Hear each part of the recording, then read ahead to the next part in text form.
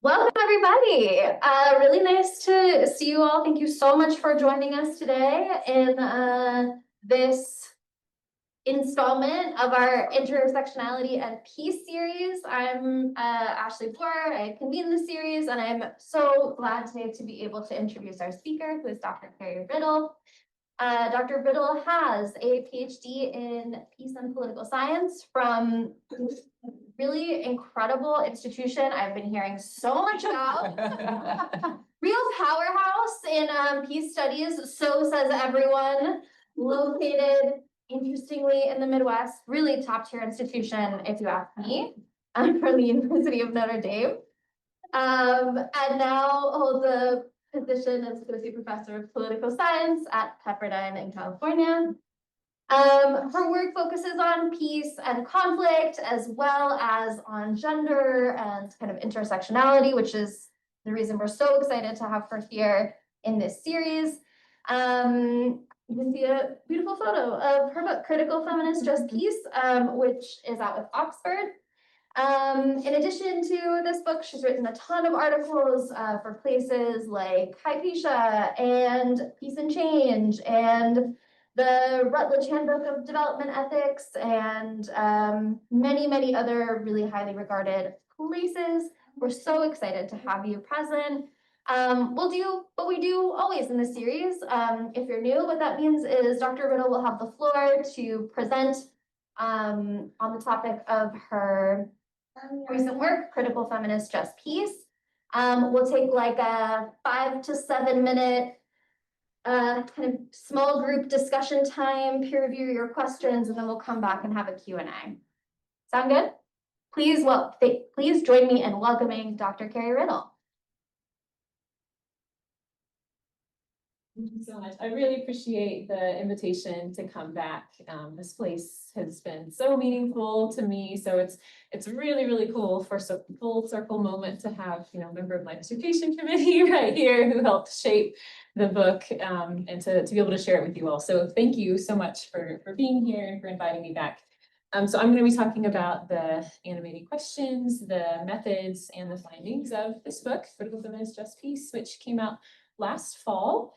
And it grew out of dissertation fieldwork that I conducted in the northeastern part of India, primarily in the state of Manipur, a little bit in Assam and New Delhi as well. And that fieldwork was happening between 2013 and 2015. So that seems like a long time ago. And indeed, a lot has kind of changed in Manipur since then. So it's very much a snapshot. It's never going to be, this is the thing that's happening in peacebuilding in Manipur. Just wanted to make you aware of sort of the time frame there. So I want to start with, get my clicker going here. Is that working? It's not. Yes, it is. Okay, there it is. I want to start with a question about the existence of this project. So I pose this question on page 2 of my book. What business do I, a white, middle class, highly educated US citizen, what business do I have in articulating a theory of peace and justice that is grounded in the peacebuilding work of women in Manipur, India? Why me? Why them? And is this even a worthwhile and ethical enterprise? So I will let you come to your own conclusions after my talk. But in the introduction to my book, I work my way through 3 thinkers who really help me as I'm thinking in kind of a meta way about what is it that I'm doing here in this project. So first, I'm relying on an argument about moral engagement with other cultures that comes from Indian feminist woman Ryan. She's born and raised in India, but has spent most of her career in the United States at Vassar College. And she writes a lot about cross-cultural critique and cross-cultural education. And she's particularly concerned with power relations, about who gets to speak for whom, and in line with transnational feminist critique of a universalizing liberal feminist approach. Narayan warns about dynamics in which Western feminists treat women from the global South differently from other way, we, self-included. You learn so much about neo-colonial dynamics, and you're rightly worried about those, right? But you become so worried about neo-colonial dynamics that you fail to fully engage with practices that are foreign. So an example of this might be an unwillingness to critique domestic violence in India because of the fear of misunderstanding cultural differences that make domestic violence look different. Right? But Narayan would say, obviously domestic violence is still violence and it's still wrong. And you need to understand the culture enough. You need to learn about the culture enough in order to understand what's happening and then to critique it and engage with it with specificity and with respect. And to do otherwise is to fail to treat that culture with the respect and understanding that you have for your own. And by the way, you also need to be willing to be open to commentary and to critiques coming from other people when they want to comment on your culture, right? So it's a two-way street and it's about learning and engagement and specificity and respect. Second thinker that helps me think about kind of the existence of this project, American critical theorist Judith Butler warns us of the difficulties of any critique because of the situatedness of the subject in whatever system she might hope to critique. So following the insights of critical scholars like Foucault, Butler argues that we are all always already born into structures and norms that are going to shape us throughout our lives. So whether we're trying to critique our own culture or someone else's, there is going to be no such thing as a critic who stands outside of the system and sort of clearly sees it and offers criticism of it. To critique any system is necessarily to critique something that we are a part of, something that we are born into. So the upshot of Butler's understanding of the subject is that critique is partial and it's situated and it's never complete. And we can never fully see our systems, or our critiques are never going to be fully complete. And so that means we need to approach critique with intellectual humility, and we can't expect too much of ourselves or of others. So that goes for scholarly critics. So when we are reviewing each other's work, that goes for me as I am doing this research and this theorizing, engaging with the work of women peace builders who are living in really difficult circumstances. They're surrounded by direct and structural violence at all times, and they're just doing their best, right? So I cannot expect them to be superhuman or perfect or so how can we operationalize some of these insights about the difficulty of cross-cultural critique and the situatedness of this subject? I'll talk about methodology more in just a few minutes, but very briefly, I use American political scientist Brooke Ackerley's approach to critical feminist methodology to try to capture the situated nature of critique.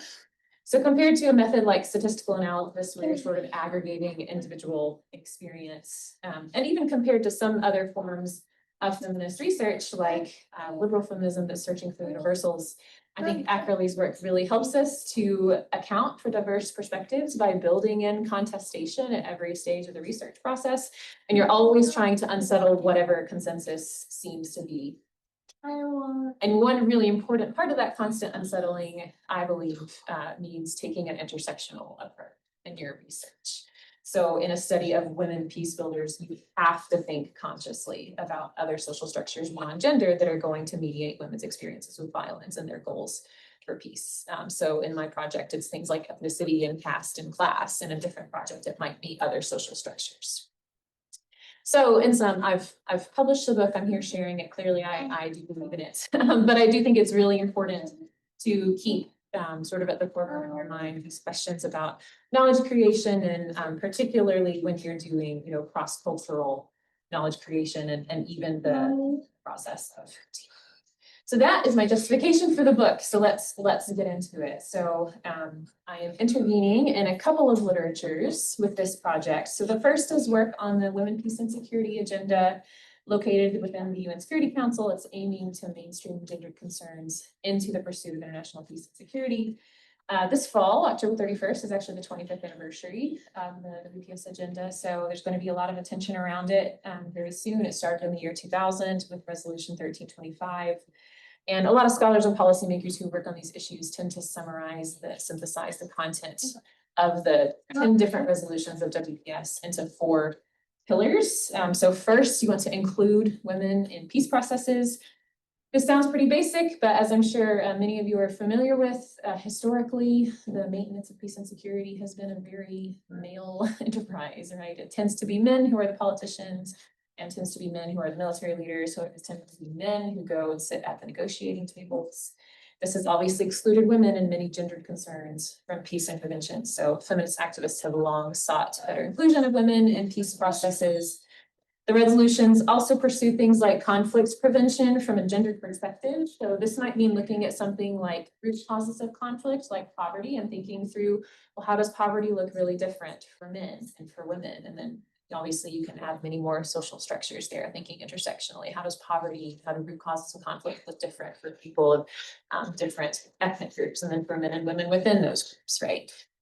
The agenda also seeks the specific protection of women and girls in armed conflict, and provides for recovery measures from gender-based violence. So like a lot of feminist scholars that are working in IR, working in peace and conflict studies, I celebrate the agenda for its recognition of a lot of these important issues.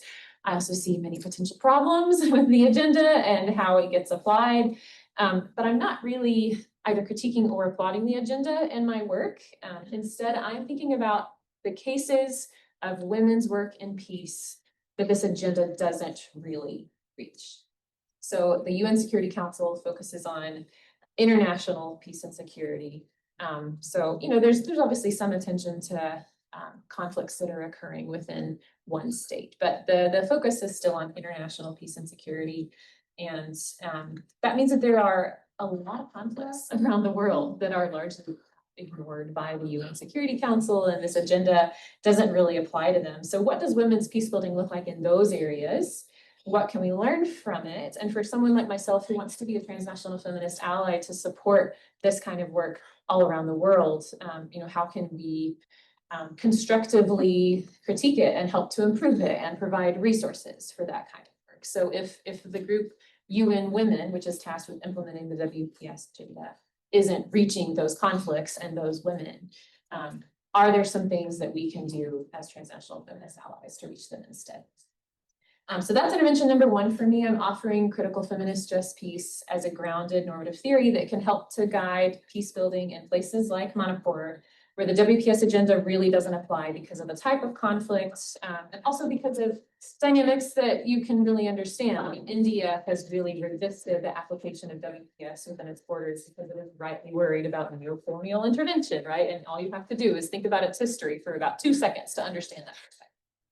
And they also prefer to refer to the violence that's happening in the Northeast as an internal disturbance. They don't really see it as an armed conflict, which means a lot of international humanitarian workers and observers aren't really allowed in.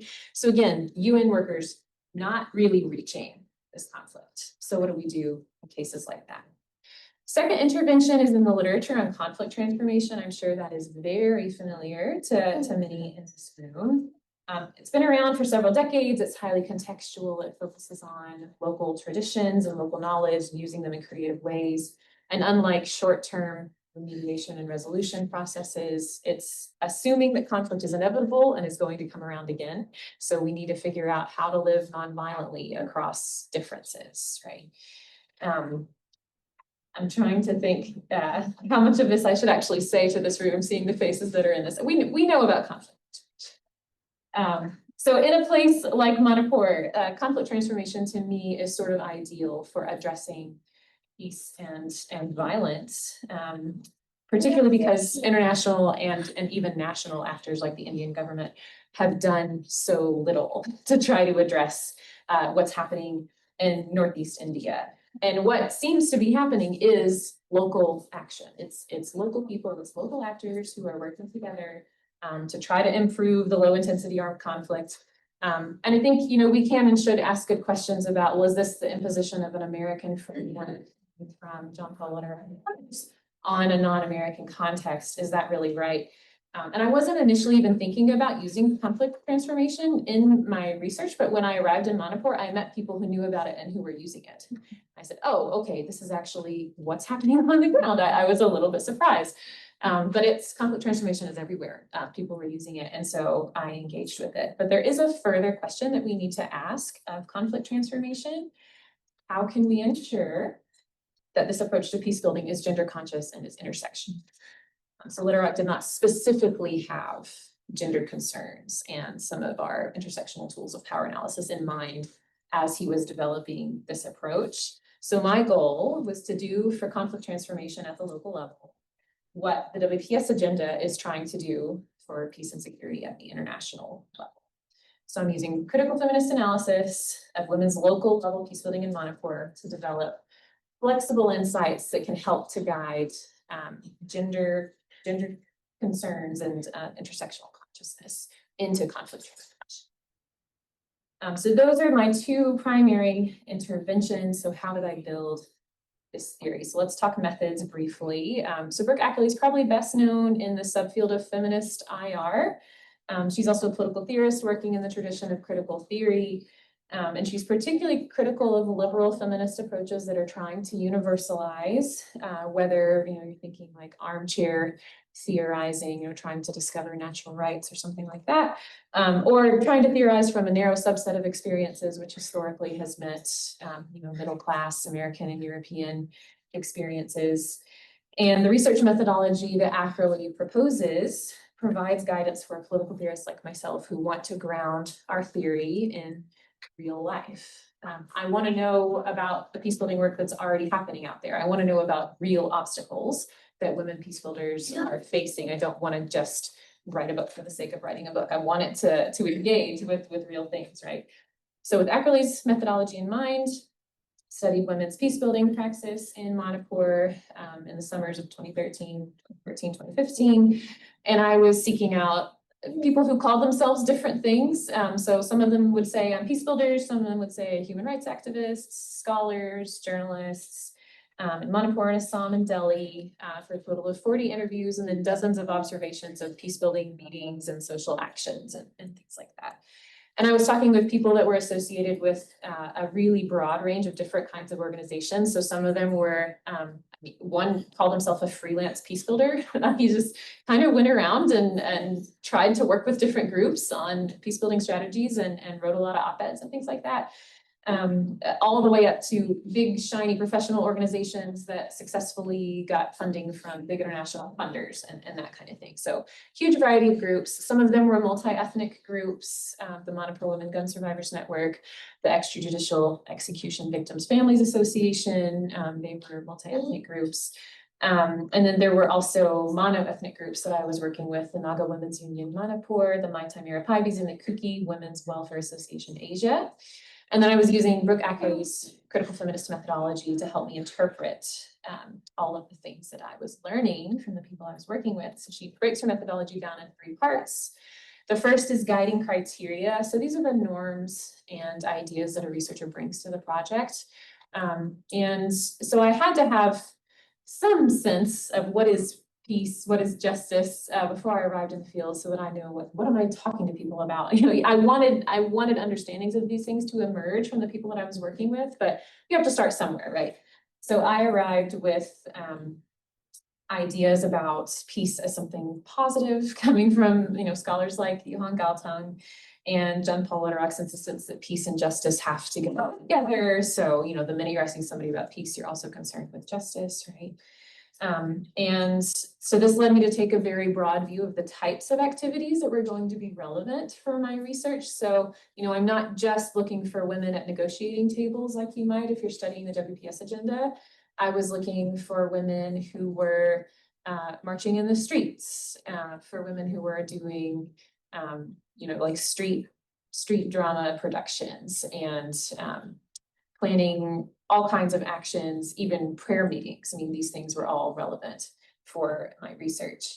And because I was influenced by the idea of a thick, positive peace, I was also going to events about development and food security and talking to people about corruption. I mean, any number of things are relevant if you have a thick understanding of what peace is.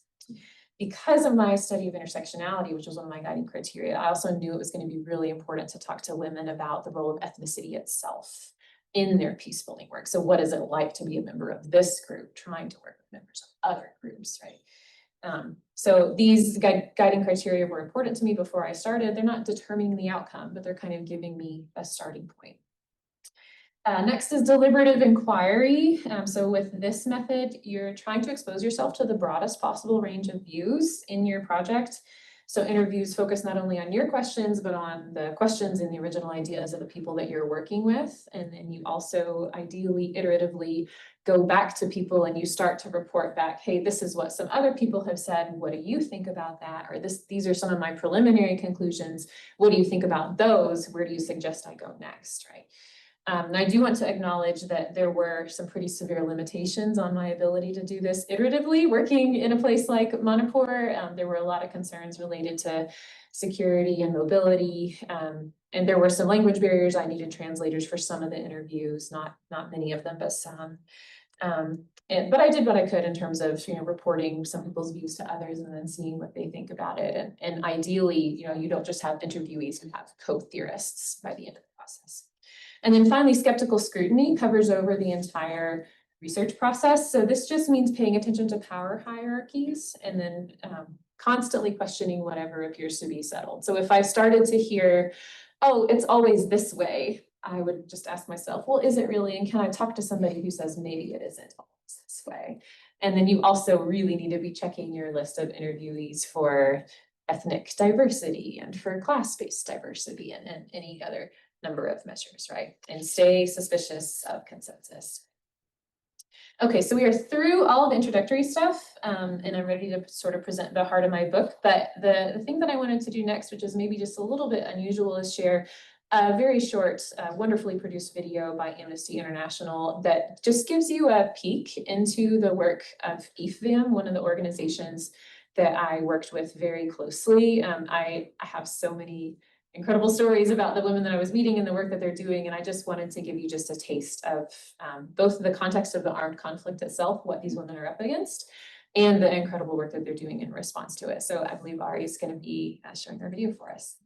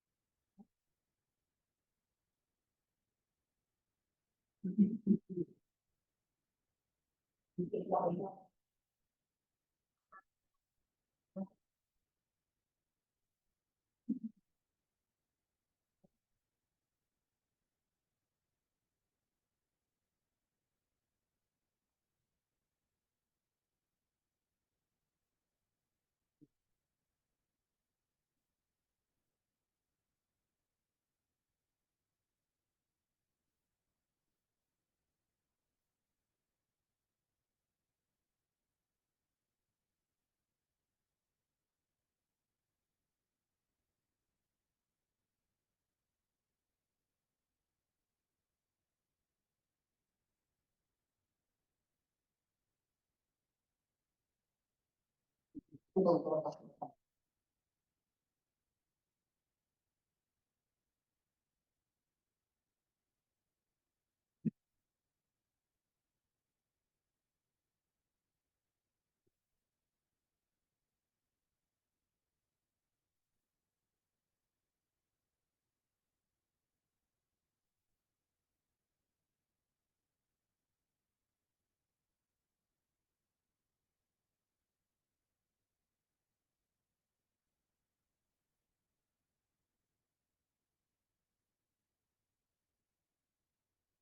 little bit of an ad for Stephen Ashley.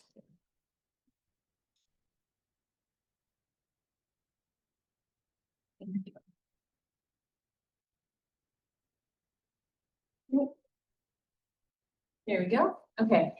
So now we're really at the heart of my argument. So just a reminder of my goal for this project. I'm trying to make Literac's approach to conflict transformation more gender conscious and more intersectional. And I'm doing that through critical feminist analysis of the ideas and practices of these women peace builders from Manipur.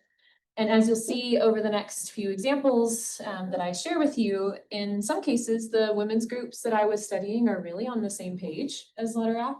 There's a lot of similarity between the ideas that you find in his books about local level peace building, about conflict transformation, and the things that they were pushing for and the way that they understood major concepts. In other cases, they have some different ideas. And I am suggesting that we need to use some of those differences to revise some of the processes, some of the language associated with conflict transformation and with just peace. So I'm going to start with some examples around the concepts of justice and equality. So in his book, Building Peace, Literak talks about justice as the search for individual and group rights, for social restructuring, and for restitution. And he also refers to justice as creating equal opportunity.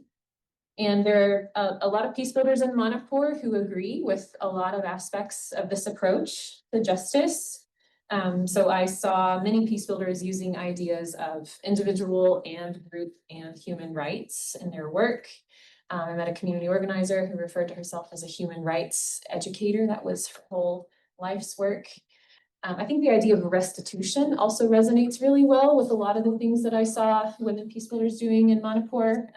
So an unfortunately needed far too often example of this is women agitating over the rape and sometimes murder of loved ones.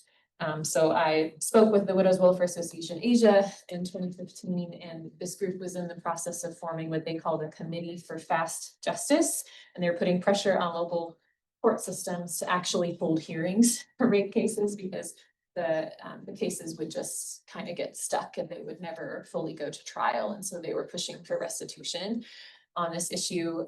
The Mai Tai Marapai, these are, if you've heard of any of these groups, this might be the group that you're familiar with, the Marapai. They're known for a shocking nude protest after the rape and murder of a young Mai Tai woman, Monarama Thangjam, at the hands of the paramilitary troops. And they describe themselves as a pressure group that's coming out for justice, and they're applying pressure because they say the government of Manipur and the government of India has neglected the people of Manipur. So a lot about that kind of work, I think, resonates really well with Literak's ideas in terms of we're pursuing rights and we're seeking restitution. But I think their praxis does also help us to expand on the rather unspecified goal of social restructuring. What is that? How can we do that? So one thing that I noticed among the peace builders was that the kind of social restructuring that they imagined depended very much on their intersectional social locations. So one example of this is the Mai Tai Marapai tended to focus on the excesses perpetrated by the security forces under something called the Armed Forces Special Powers Act, or AFSPA. But women that I spoke with from Kuki and Naga groups, the ethnic minority groups, they scarcely ever mentioned AFSPA to me. They tended to be concerned with other things like Naga-Kuki relations and some infighting among different Naga groups. And so they're all women, right? But their ideas for, what kinds of things do we need to remove in order for society to be more just? How can we kind of reorganize ourselves? They were so different from group to group. So really, really important plug for intersectionality there. You know, if we were to ask only the ethnic majority Mai Tais, what would you like to see? We would totally miss some of the sources of injustice that the ethnic minority Nagas and Kukis would want us to consider. And this is where deliberative inquiry was really important for me, sort of uncovering this difference among women from different ethnic groups. It was only the collective opinion of women from across all of these different groups, all of these different social locations, that I could start to see such a broad set of goals for how to restructure a more just society. So this suggests that a critical and a feminist approach to just peace has to account for intersectional differences when it comes to social restructuring. That's obviously still unspecified and abstract and broad, but to specify it further would kind of remove from the people on the ground who are living with conflict the ability to kind of define it for themselves. I think women's praxis would also challenge Literac's association of justice with equal opportunity. So equal opportunity offers access, right? So something is supposed to be made available to everybody, but then it's kind of up to you whether or not you're gonna take up that opportunity. And I could see an example of this very clearly with members of IFVAM that you saw in the video there. So they wrote a 2012 letter to the UN's Special Rapporteur on Extrajudicial Executions. And they said, you know, we're supposed to have legal property rights if our husbands die and our husbands have been killed in extrajudicial executions. But they were denied their property rights, many of them were. And the quote there is, because our elders think we may remarry. So we don't actually have that right, right? And so I think this is a really clear illustration of the difference between equal opportunity and then an actual result. It's the difference between laws on the books and laws in practice. You know, are they implemented or not? And so for women, gendered barriers often make equal opportunity impossible to actually take up. And ethnic difference was again really important here. So again, really important to think intersectionally because women from some ethnic groups had this problem with property rights. I thought that was a settled thing. And then I traveled to another district and talked with women from a different ethnic group and they were like, oh, we don't have a problem with that. So again, just always you have to look for that difference and question that. So I conclude from this comparison between Literac's work on justice and women's peacebuilding praxis on justice that we need new language for our definition of just peace that accounts for these points. The need to pursue intersectional social restructuring, and then the need to look for equitable results and not only.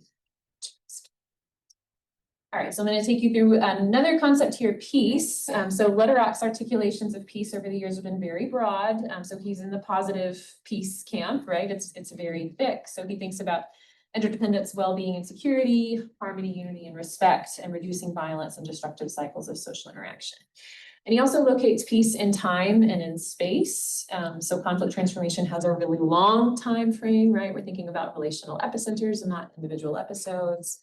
And spatially, in terms of location, he talks about peace as local and grounded, and he often describes this as needing to take place in the accessible public sphere instead of in the really distant, high-level public sphere, you know, where you just have military leaders meeting in the air-conditioned room in the capital city kind of thing. So he wants it to be accessible. So as we saw with the concept of justice, many women's peace builders' ideas about peace map well onto Literac's understandings of peace. So like Literac, women in Manipur have a very broad, holistic, all-encompassing notion of peace. So we're going well beyond just the absence of direct violence. So they are equally concerned with the violence that structures can produce, like gender-based discrimination and economic inequality and corrupt politics. In interviews I heard peace connected to development. Peace means having enough food. One woman said peace means the ability to know God. IFVAM considers trauma healing very central to their pursuit of peace. So again, very holistic, also very contextual. So, you know, Literac really argues for contextual peace-building traditions, and I saw this as well with the women's work. So Grace Satshig from the Naga Women's Union talked about peace practices that were particular to Nagas, and many of these were grounded in their Christian faith. So she talked about pulpit exchanges where Naga ministers would travel around to different churches and work with different congregations when there were different Naga factions that were fighting with each other. Prayer meetings for peace, love feasts in which members from different Naga communities would come together. So again, a lot of common ground between Letterock and women in Manipur, but also some areas of difference. So one big difference was about the implicit binary between the public and the private. So I talked about Letterock and the accessible public sphere. Women's peacebuilding in Manipur certainly wants women to play important public roles in peace, but they don't want to limit it to that. Many of them said, you know, peace starts in the home. That's what Grace Sashank from the Naga Women's Union said. That's where we start. So they would often organize in large numbers to try to address the problem of domestic violence, which for them is central to peace. It's one type of violence that they're facing. Of course, we're going to organize against domestic violence. So they would go in large groups from home to home and basically intimidate the men into acting non-violently towards their wives. And you can imagine the Naga men didn't necessarily love this process. Sashank said, we are very often scolded by our husbands, and they're saying, you know, why are you interfering? This is my private business. And they would say, your private is infringing on my home, so you can't do this in my neighborhood. So this emerging difference between Letterock and women's experiences in Manipur prompts me to want to revise Justpeace to locate it not only in the accessible public sphere, but in the private sphere as well.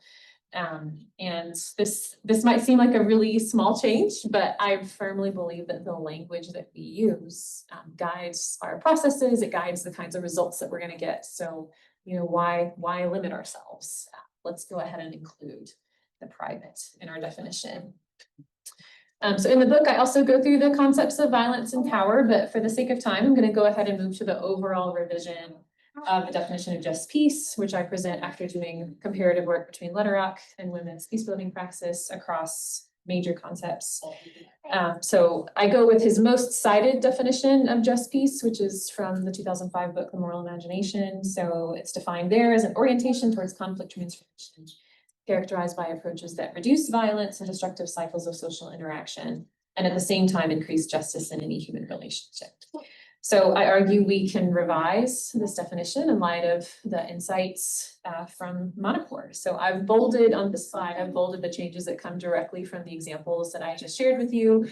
There are other differences between his definition and mine. Those come from their examples that we didn't have time to talk about. And I just wanted to highlight one more time that this is a project of normative theory, right? So I'm arguing about how things ought to be, how we could and maybe should conceptualize some of these things, but it is grounded. So all of these changes are grounded in things that women were doing, things that women wanted, things that they were telling, right?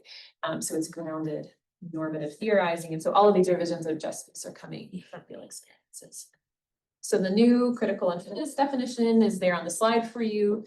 So it becomes an intersectional orientation towards conflict transformation that reduces structural power hierarchies and direct forms of violence, increases equitable justice outcomes in public and private domains.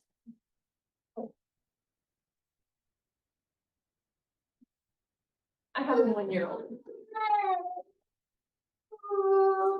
No problem. And we are targeting historically marginalized participants. And so this definition is trying to theorize and deepen Letterock's definition and to make it explicitly gender conscious and explicitly intersectional. And I think it's worth mentioning, I think you could absolutely just go to Letterock and be intersectional. So I'm definitely not arguing that his work is anti-feminist or anti-difference or anything like that. But if we're talking about peace work, which we hope is going to contribute to justice, why not go ahead and build in the ideas that you think are going to be more just and language that's going to sort of force you to consider intersectional analysis. Try that. So we're down to just a couple of final points that I want to make. So I think the definition of critical feminist Justpeace, as I mentioned, it's kind of purposefully abstract because it's meant to be, aspects of it can be picked up and used by whoever they want, but they're going to have to, you know, really work to fit it to their own context. And that is what I think should happen. It's not trying to universalize. It's not trying to be an answer for everybody everywhere. But because it is so abstract, you know, I wanted to take you through one example of what difference would it make if we're looking at an actual conflict transformation initiative and then trying to apply some of the ideas from critical feminist Justpeace. So in the conclusion of my book, I apply the goals and processes of critical feminist Justpeace to a conflict transformation initiative called Ningol Chakaba that happened in Manipur in 2013. And as far as I know, it's still ongoing. I think there was a little bit of a gap in the pandemic maybe, but Ningol Chakaba meals are still happening as conflict transformation initiatives. So historically, it's a Mai Tai ethnic majority tradition where you have daughters and sisters who have married and they moved into their husband's household, and once a year they return to their original homes and they're visiting with their families, and they are cooking lunch with their own families. So the sisters bring treats from their marital households and their brothers give them gifts, and the sisters offer a nice blessing on the brothers. So it's a really lovely annual family reunion, basically. And a couple of the Mai Tai peace builders that I interviewed were involved with an organization that used this local tradition as a resource for interethnic peace building. So this is exactly in line with conflict transformation, right? You're taking a local tradition that's known by a lot of people and you're trying to sort of reimagine it to try and build peace across difference.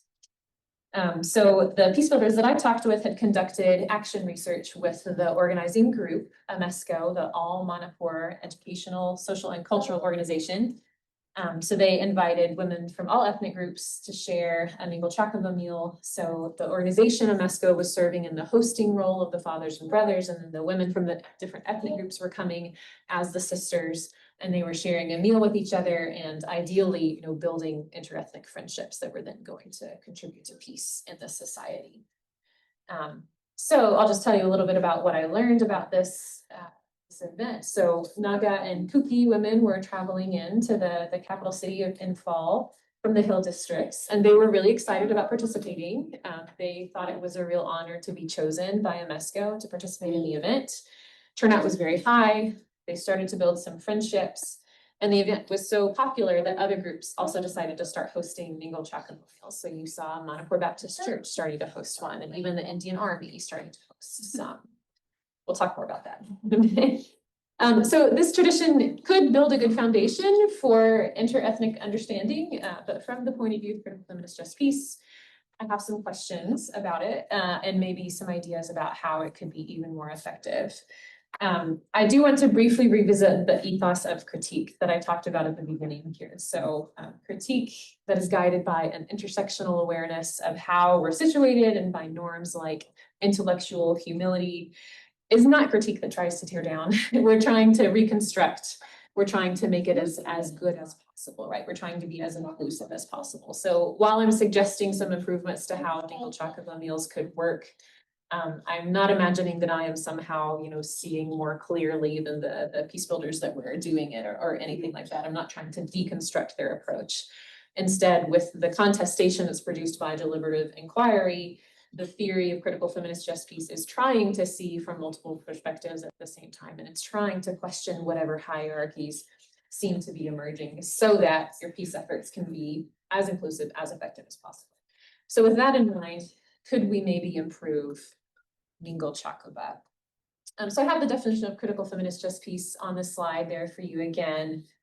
So it emphasizes an intersectional orientation that's reducing power. So we'll just start there. What are some of the power hierarchies that are at play with this meal? So it's at least considering the axis of ethnicity, right? So it's inviting women from all of these different ethnic groups. I do think it's important to note that this event is going to feel much more familiar to women from the Mai Tai ethnic group, which is the majority group in the state, because they grew up with this tradition. So Naga, Kuki, Muslim Pongal, other women, they didn't grow up with it. So they're going to be kind of hearing about it and doing it for the first time. So the Mai Tai women are a little bit in a position of power there, right? So they're sharing, oh, well, this is what my family always says, right? So that's not necessarily a bad thing, but I think it's important for the organizers to remember this and to also look for, well, are there Naga traditions that we could then invite all of these same women to? And are there Kuki traditions that we could then invite all of these same women to? So that they can kind of rotate around, are you sort of the teacher or are you the student in participating in these events? It's also considering gender, right? So women are the primary participants, but men are the ones who are doing the inviting and the organizing through AMESCO. The peace builder that I interviewed about his action research report on this was male But they keep referring to it as a women's peacebuilding initiative. So my question about that is, well, yes, it's women who are participating, but if it's not women who are sort of conceiving of it and running it and sort of setting the terms, is this really disrupting, sort of that gendered power hierarchy? I'm particularly concerned about the fact that men from the Indian Army are some of the ones who started hosting some of these new meals, because here we start to get into the territory of potential co-optation, because a lot of women peace builders spend a lot of time in the streets protesting things that the Indian Army has done. So if you instead have the Indian Army supposedly in this peace building role, are you, starting to co-opt women who would otherwise be out there agitating against you and could. This initiative also produced problems related to economic class. So I mentioned that in the family version of this tradition, the sisters bring treats from their marital households to their families. And the 2013 Mesco Ningle Chakaba meal devolved into a little bit of a gift giving competition. And so there were some wealthy women who had sort of high status, obviously expensive gifts that they were bringing. And there were some poorer women who were then kind of feeling bad about the gifts that they were able to bring. And so I think it's just really important to look out for these kinds of structural hierarchies. So ethnicity and gender and class and how they intersect, right? And how that mediates people's experiences with this kind of initiative. And these kinds of concerns also relate to that last phrase in the new definition of critical feminist Justpeace about targeting historically marginalized participants. So, there had to have been some poor women there, because there was this story about, well, you have the wealthy women with the big gifts, and then you have the poorer women with the smaller gifts, and this competition atmosphere, right? But my question is, how were these different participants chosen? Was it a lot of wealthy women because they were the ones who were known by women in Imphal because they had the resources to regularly travel from the hill districts into the center of town and to be known, right? So how were those decisions made, and would it look different if you were purposefully trying to better target people who were marginalized on the axis of class? So as you can hopefully see, critical feminist Justpeace as a theory of change for peace building asks pointed questions about specific aspects of peace building initiatives, which otherwise might not be questioned. The conflict transformation on its own doesn't explicitly build in these intersectional tools of power analysis. So I've tried to do that.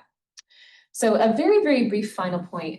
I almost never get to speak to peace studies audiences. I always have to hang out with political scientists. So it's been to be here with you all. And I just wanted to take an opportunity to very quickly share some ideas from the conclusion of my book about the ethos of critique as an ethos of reconstruction, and thinking through, what does that mean for us? What does that mean for peace researchers, for students of peace, for the field of peace and conflict studies? So if we have an awareness of our situatedness and our limitations, what does that mean for our field? First, it means we should expect a trauma response in ourselves when we are immersing ourselves in the study of violence. So in the introduction of my book, I tell my personal story about coming home from dissertation fieldwork in Manipur, and I came back and pretty quickly got a PTSD diagnosis, and it took me about a year and a half to get over it. And that obviously shapes the book and shapes all of the work that I've done since then, right? I think mental health is less and less stigmatized in our society, but we haven't really changed our academic norms and academic practices in relation to that lessening stigma. So what would it look like if we actually expected a trauma response and prepared for it in advance and then accommodated it?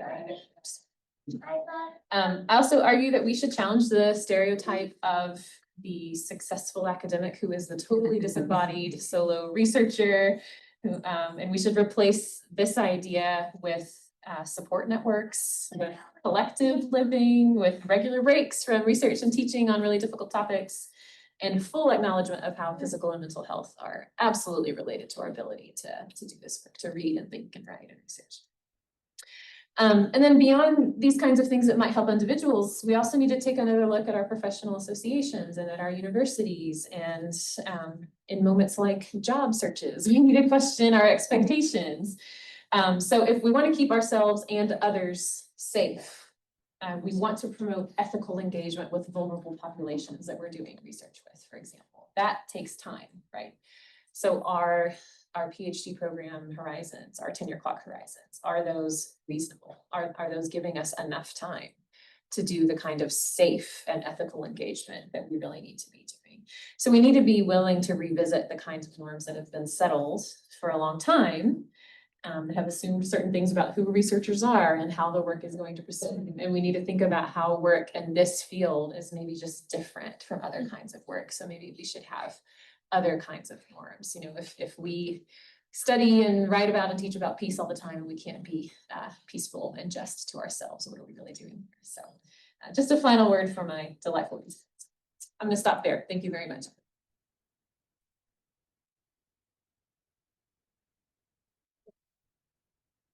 Thanks very much.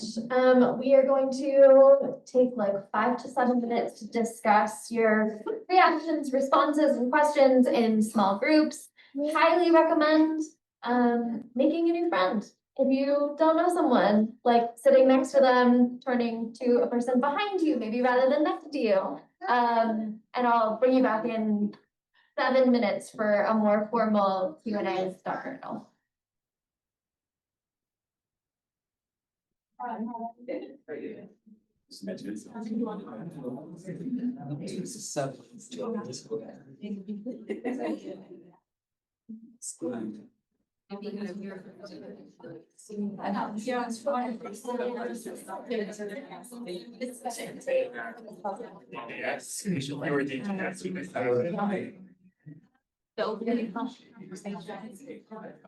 again, it's somebody else. I know. Say something. It's a mixed distinction.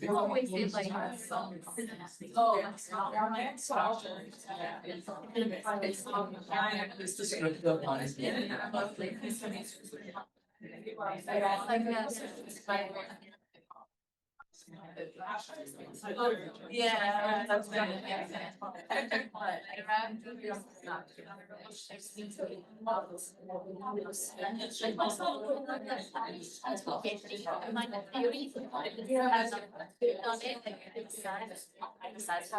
let's see the guests.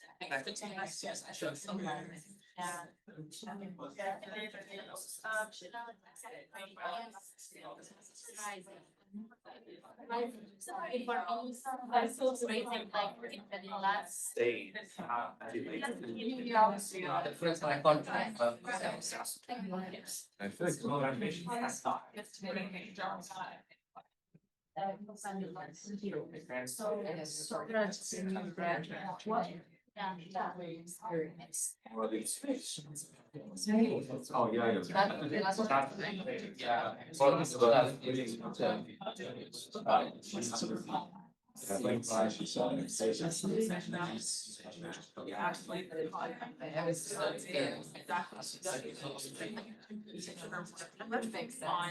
It was also like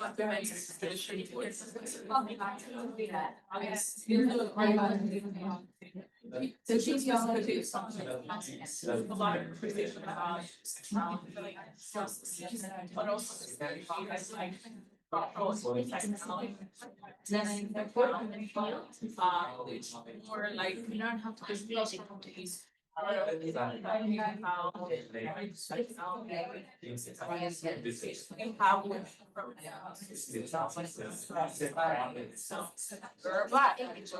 mean, I think it is interesting that something else in my friend it's very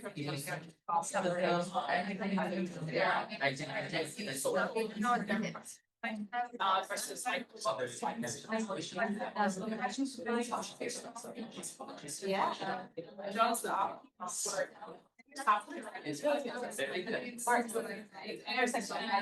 Who's that based to? Is our maybe she want to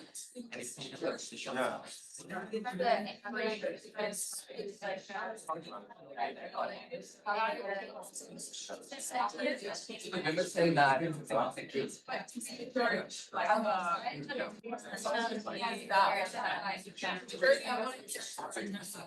And then, Maybe young women. it's like,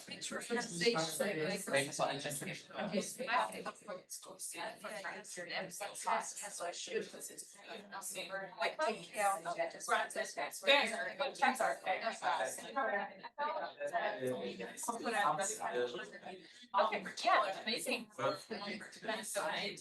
Yeah, I've wondered about it. Maybe they. It's fascinating. So that's where I really broad audience, not where you see just discuss like expanding. I think it's like similar to her. And her, it's interesting to see her there, like if her intersectional. There's like super. It's like it's really kind of like that. Not just in this space.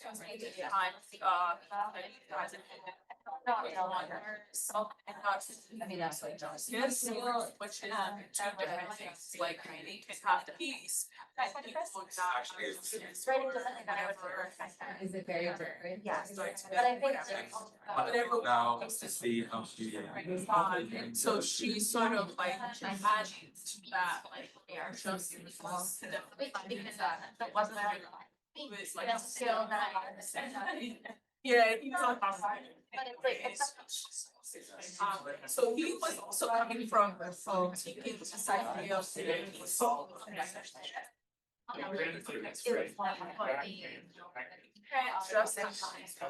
also have justice.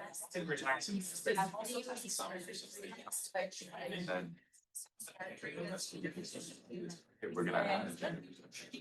In that definition, it's like essentially saying Too big. like, but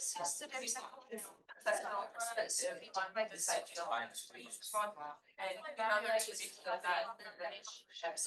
We see this all the time. I already shocking essentially like people interested in situation, right? So I don't sense I'm nicely that's the better like just so and also It's like requires stable identities. And it's wider for them. Because I think. And I was like engaging.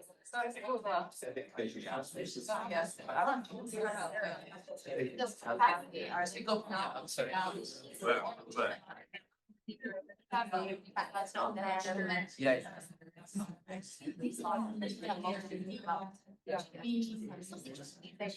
Yeah, I understand. I mean, it's something it's just trying to say from identity politics. It's like I'm familiar. I'm popular. To me, it seems like using French requires stability. It also makes legal entry.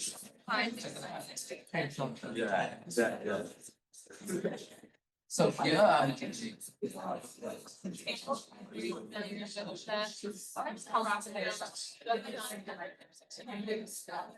All the ways that. All right,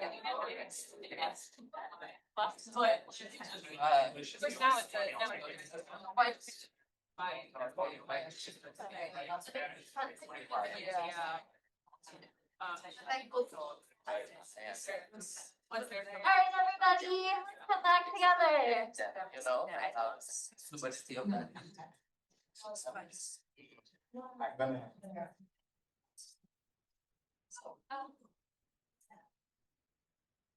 All right, we are so excited to be able to continue the conversation with Dr. Riddle. I always encourage graduate students to ask the first question. If anyone is feeling brave. Or toddlers. Toddlers, even better. The graduate in between though. Students to the front, you know? Ah, thank you. So I have a question here. Oh, beautiful. And the question is, why did the author or the researcher choose to focus on that particular place in India?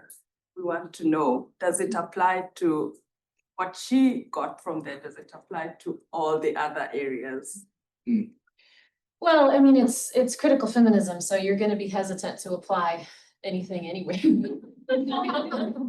don't want to universalize, right? So, I mean, I'll come back to that, but why Manipur?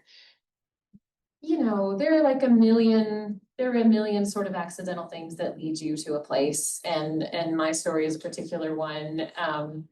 I came in to the PhD program at Notre Dame, really interested in South Asia. I already had some experience in Nepal and had a really strong interest in India. I hadn't been there, hadn't been to India yet, but thought that I really wanted to be in India for my dissertation work. And that was partly because of, an undergraduate era love for Indian fiction. Salman Rushdie is one of my very favorite authors. Arundhati Roy, just really incredible social critique coming out of India.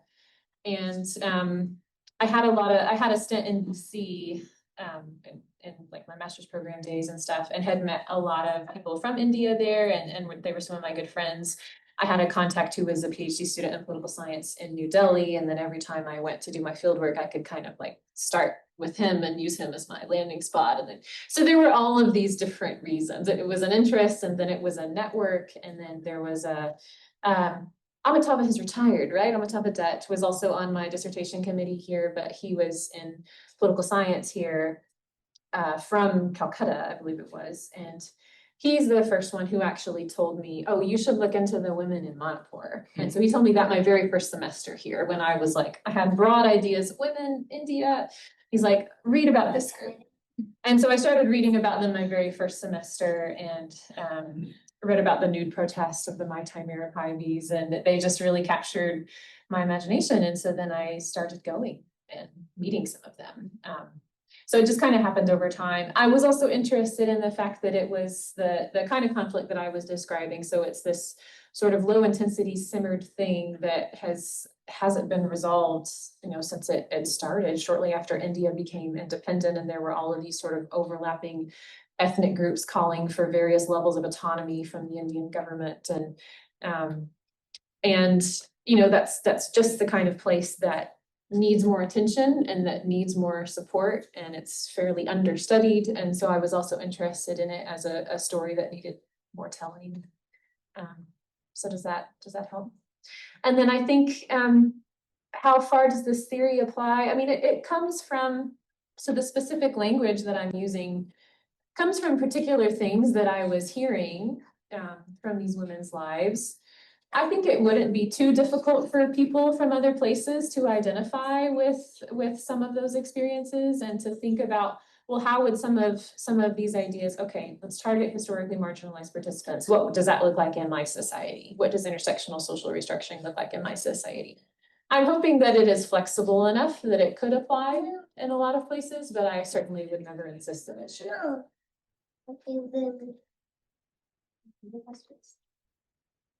Thank you for your presentation, and it's resonates with me because I'm working on women in Ethiopia, and I want to ask you about private and public peace. From my context, there is an indigenous proverb that really deeply rooted in our culture.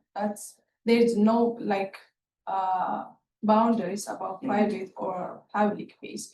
So what is the intersectionality, and what is the potential limits in it?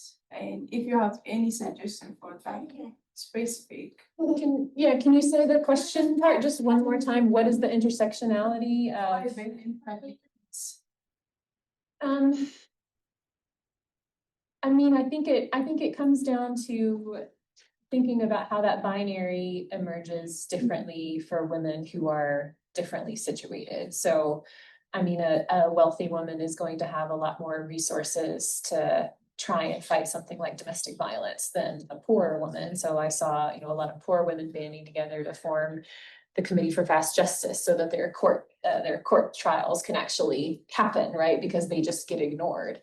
But if you're a wealthier citizen, you can probably pay some bribes to help things go a little faster in the judicial system, right? And so then this private action, something like marital rape or domestic violence, then gets sort of public attention, right? And there are differences in ethnicity in terms of, what are the local practices around this? What are the practices in your district? So even your geographic location, I think, is important to analyze. So as with all intersectional analysis, the answer is sort of, well, it depends. It depends on who you are and what that looks like for you.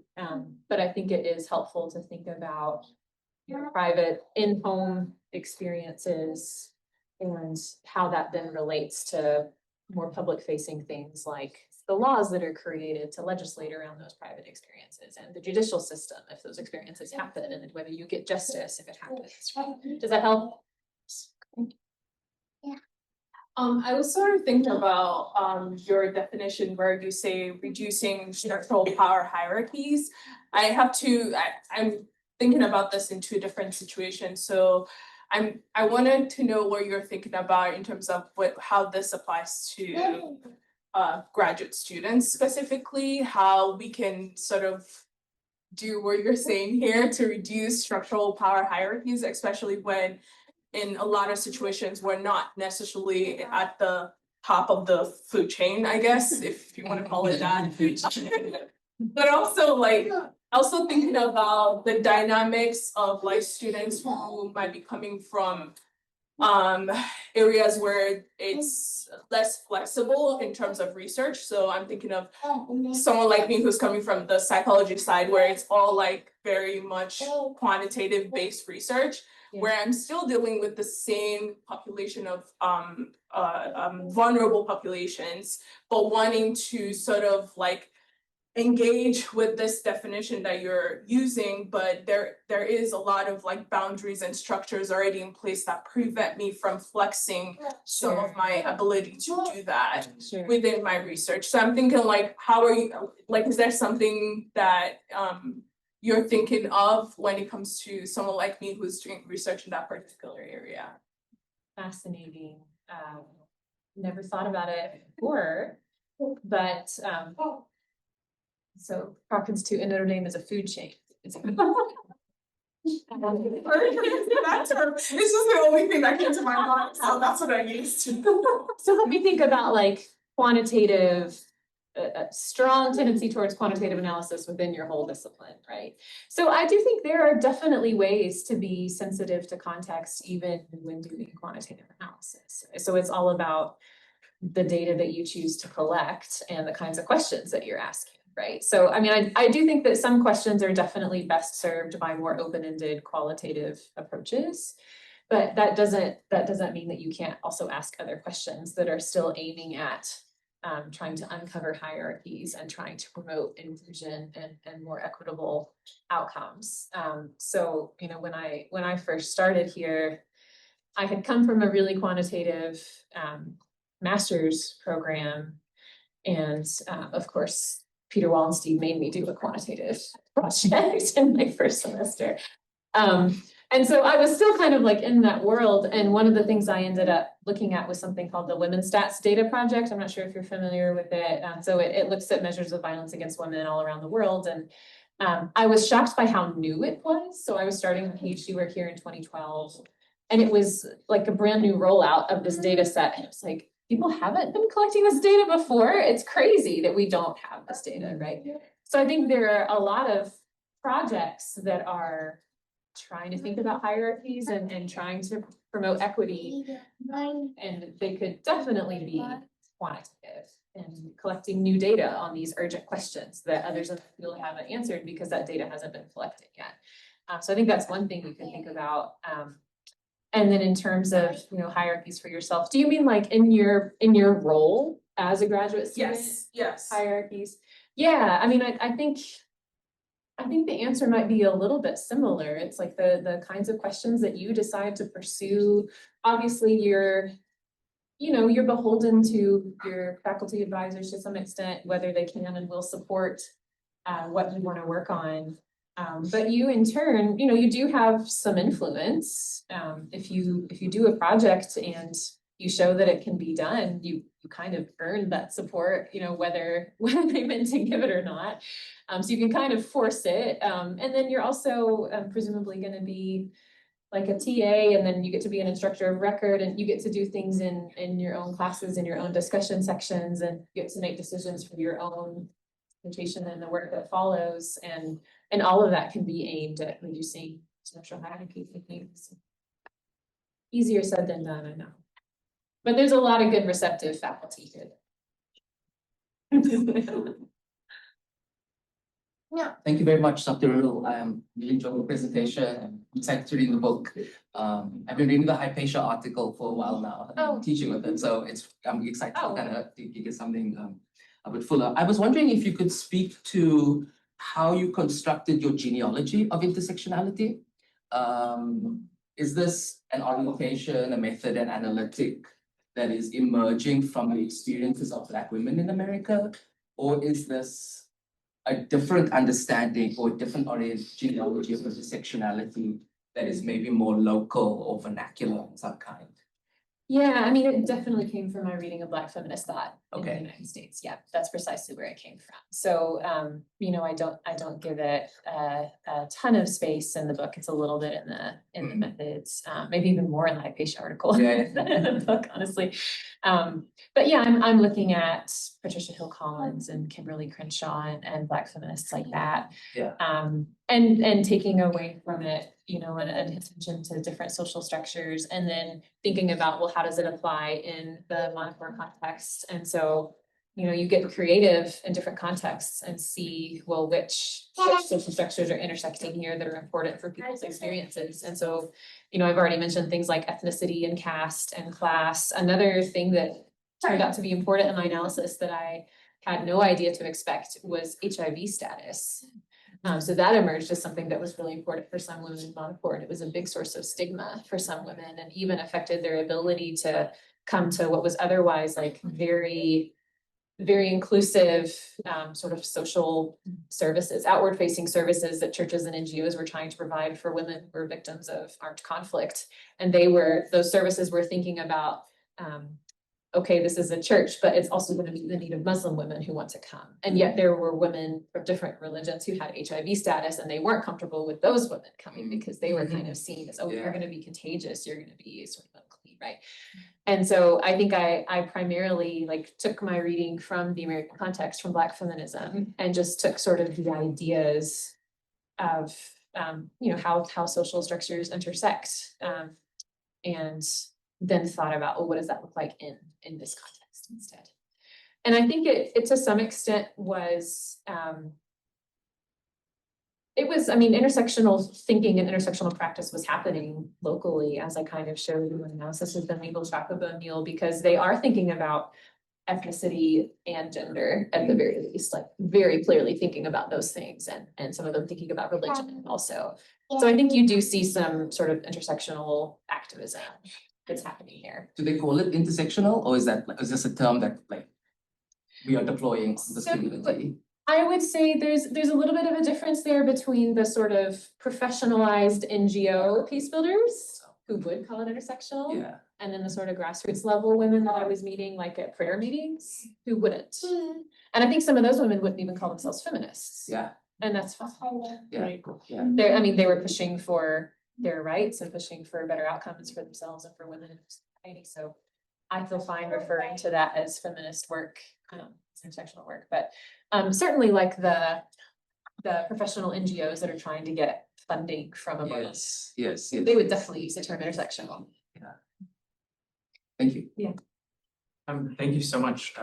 It's good to know that there are people who finish this program and get jobs and get their books done. This is so. Our conversation was sort of similar to the linguistic conversation about intersectionality. We focused more on conflict transformation, and Lisa had to leave, but she recognized a former student of hers in the video and raised the question of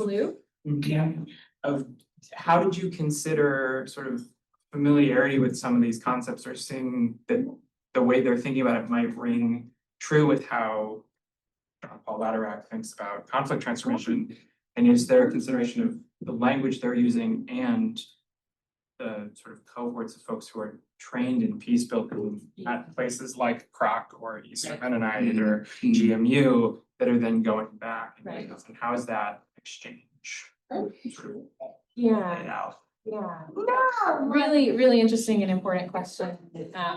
I mean, so there were, and again, I think here the difference between like, are we talking sort of grassroots people or are we talking the more professionalized NGO people? Because her student, Babalu, was the head of Human Rights Alert, which helps to organize them. So he doesn't run it, but his existing NGO, and he's trained in peace studies, has a master's degree in peace studies. His NGO kind of facilitates this other one coming on board. And he's the one who described to me IFVAM's work as building a platform for peace, which is obviously such a Luterakian notion, right?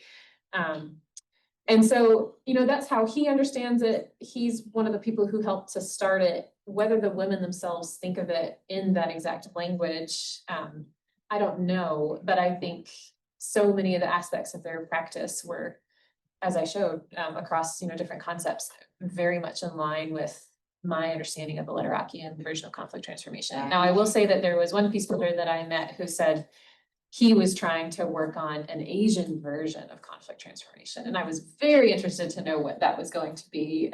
He did not tell me, and I haven't seen anything on it since. So I don't know if he's still working on it, if he's going to write something about it. I would love to know. I would love to know what that is.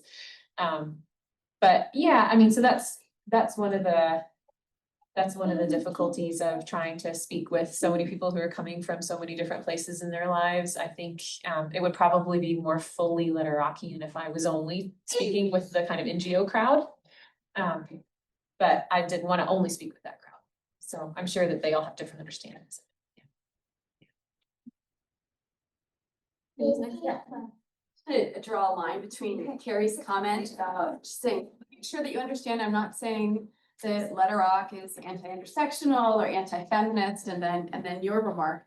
I do think it's important to note, and this is like a footnote then from the field of theology then, that at this point, it's pretty well understood that John Paul Lutterock's, what he calls his big picture, is deeply shaped by some thought forms from Mennonite peace theology that are not just complicit with, but that entail sexualized violence within the peace church community. So there's there's notion of pre-church ecclesiology that maps on really closely to the peace constituency. And that theology, there is fit and entailment with with sexualized violence by the author of that theology. So this kind of work is really important, and it's popping up in different places. But so just to say, I think that I just wanted to draw that to our attention, that in the field of theology, again, this is well understood, but I'm not sure how much this is understood in the field of peace studies. Maybe say name theology. I mean, for people who are not immersed in that. Sure. John Howard Yoder is a theologian who is Mennonite, and he worked at Anabaptist Biblical Seminary for many years before coming to the Kroc Institute and working here for many years. Yeah. So his legacy has shaped our defense. And I do cite you on that. And And I cite you on that, just like my students cite you on that. And this is the food chain. Enough, everybody. oh my gosh. I have a methodological question. So you didn't delve into it too much, but one really interesting point that you raised is this idea of co-creation with your interlocutors. And I was wondering if you could speak about some of the challenges of balancing a desire for co-creation with demands on your interlocutors' time. Like, how do you deal with that? Yeah, process. It's a great question. Yeah, so I definitely worried about people that I was working with the most closely and tried really hard to make sure that they were also getting something out of it. And some of that happened during dissertation fieldwork and some of it happened after. So there was, you all have, I guess there's an annual student peace conference, but then there was also a really big one in 2019. I don't know if that one has happened again or not, but okay. So I've uncovered something. So that conference, I was able, with funding from the Kroc Institute, which I'm very grateful for, I was able to bring over two of the women that I had worked with the most closely. And so they were able to sit with me on a panel and give their own views on everything. And so that was a really generated, I think the panel title was something about intersectionality or something. So that was a really amazing opportunity for me. And we're in like total positions of equality, right? Like we're all sitting there with our nameplates and we've all got a platform and we're all speaking at the conference.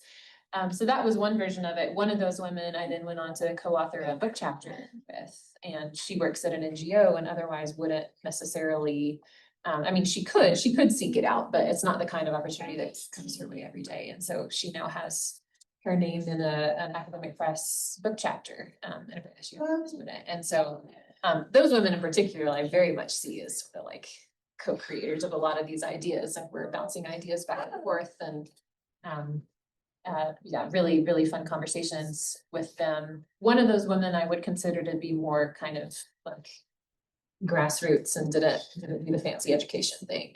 One of the other women did. So really interesting to work with both of them in those settings. And then some of my other co-creators, like one of the man actually who was interested in the sort of Asian version of conflict transformation. I just cold messaged him on LinkedIn before one of my trips, and he just decided that he wanted to spend so much time helping me. And I tried to, I sent him several copies of academic articles that he couldn't access, to like try to share some of my resources with him, you know, and we talked a lot about things that I was hearing, and so he debriefed a lot with me. We sent some writing to each other. He sent me some stuff he was working on. I sent some stuff I was working on. We kind of gave feedback on that. So those are some of the closest really working relationships that I had with people. But yeah, I mean, at some point you just kind of have to take people and believe them when they tell you like, I don't mind. I mean, I tried to be really wary of taking too much people's time, and paid for services when appropriate, like if people were translating for me or driving, obviously like I paid for those services. But yeah, it was a constant negotiation, and fieldwork always entails owing so many debts. Mhm.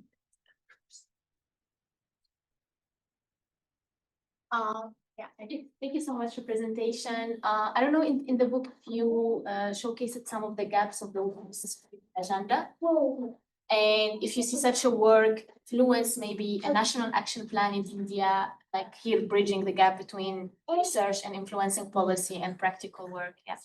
Yeah. So in my lit review chapter where I talk about WPS, I certainly do. And I also highlight arguments from Indian feminist scholars who say, this agenda is not a good fit for us. One of the things that they worry about is that a lot of the conflicts in India tends to be ethno-religious or ethnic conflict. And if you have an agenda that's primarily focused on gender, I think there's like one or two lines in the WPS agenda where there's a little glimmer of some intersectional consciousness, but it's mostly women, often women and children, or gender, right? So it's mostly those facts. And so a lot of Indian feminists, so people like Paula Banerjee, Rita Manchanda, they will say, well, if your conflicts are mostly ethnic and you're trying to include women, but you're not asking which women, you're probably going to make the ethnic dynamics worse because you're probably talking about the more influential ethnic groups. And so they worry about the application of WPS agenda, also because of some of those neocolonial imposition dynamics that I mentioned. One of the peacebuilding groups that I was working with was trying to develop a national action plan for WPS for India. But as far as I know, they never got anywhere with it because of India's reticence to sort of say on to that kind of, and even to admit that I'm right. So I don't. And even there's like a big Oxford handbook on the WPS agenda. I think it came out in 2019. And so in that handbook, there are arguments about like WPS not really happening in South Asia anytime soon, as far as a lot of scholars can tell. So that was one of the reasons why I wanted to kind of work on that area.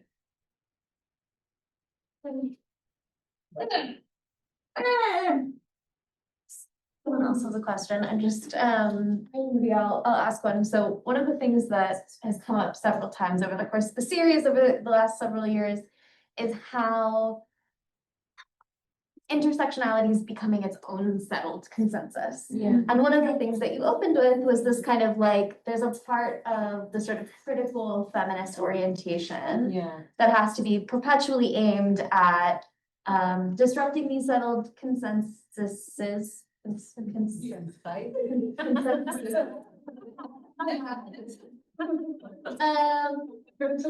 And like, you know, if we're getting the same answer about things multiple times, trying to be like, wait, hold on a second, is this the indication of a problem or a new concreted dominance or something like that? Sure. So I'm just wondering, like, you know, we were also just like chatting about this informally about like some of the arguments from within even the founders and foundational thinkers about intersectionality who are really worried about intersectionality itself becoming one of these settled consensus, whatever.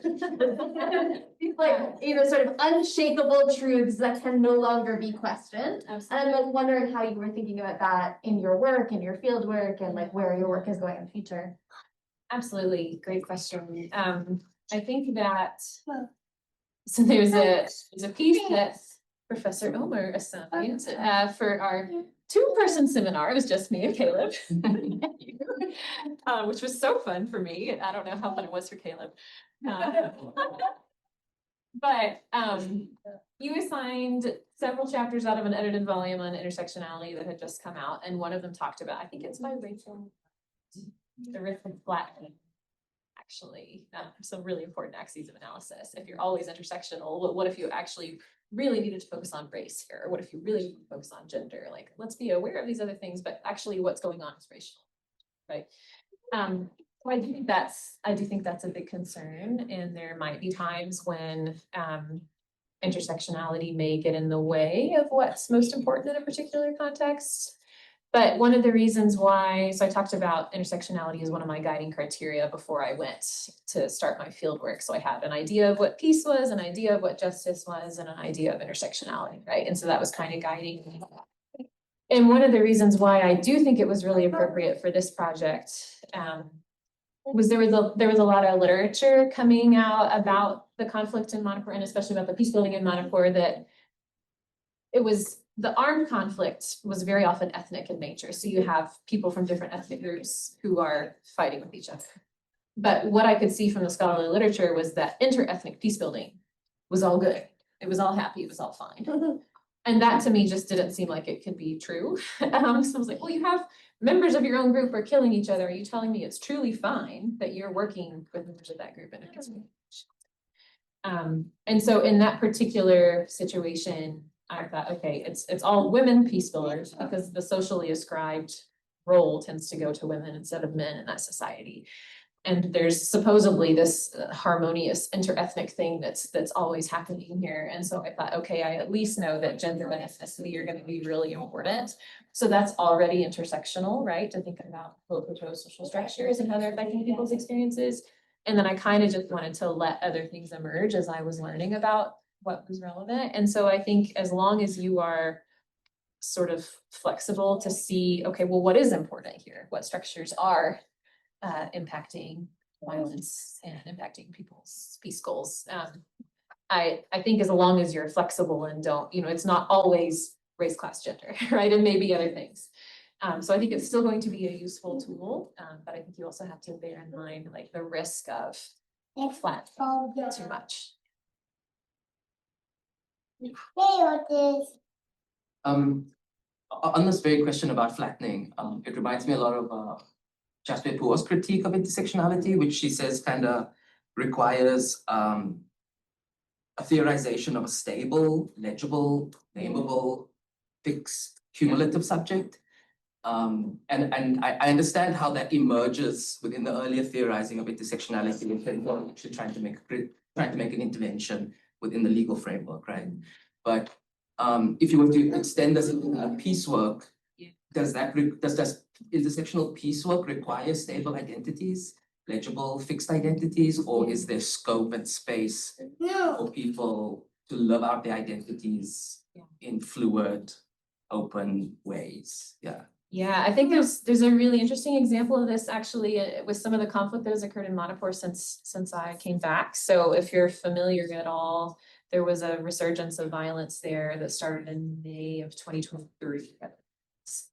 And it's kind of a new conflict, which is grounded in a relatively new claim in Manipur that really wasn't present when I was there from 2013 to 2015. And it's the Meitei ethnic majority group trying to claim indigeneity to the Manipur territory by way of trying to ask for scheduled tribe status, which is an official status in the Constitution, which kind of grants basically affirmative action type policies to tribal groups. And it's a really interesting claim because historically, many Meiteis have been known to sort of denigrate the ST groups in Manipur society. But now there's sort of a new kind of global narrative that rightly says we've overlooked Indigenous people and we need to lift up Indigenous people and learn from it, right? And so I think they're sort of seeing this and also seeing the government benefits that they could get from ST status. They're saying, oh, well, actually we're Indigenous, right? Yeah. So they're kind of making this new claim about their own identity in a way that they weren't when I was there. And it's causing new sources of conflict. I mean, it's one of the main sources of the conflict that erupted in 2023. And so I think, as a peace researcher, you have to be flexible in your understanding of their identities and watch the new claims as they're being made and then respond to that. So they want to be both the ethnic majority, but also a marginalized Indigenous identity. Yeah. And they're not, they are Indigenous in some understandings of the term, but they're not tribal in the way that Naga and Kuki groups are historically. So it's a very interesting and new claim. So I think especially when you kind of see those new things emerging in politics, it's easier to see the fluidity. And I think you absolutely need to retain that fluid understanding. All right, that's our time. Please join me in thanking Dr. Riddle.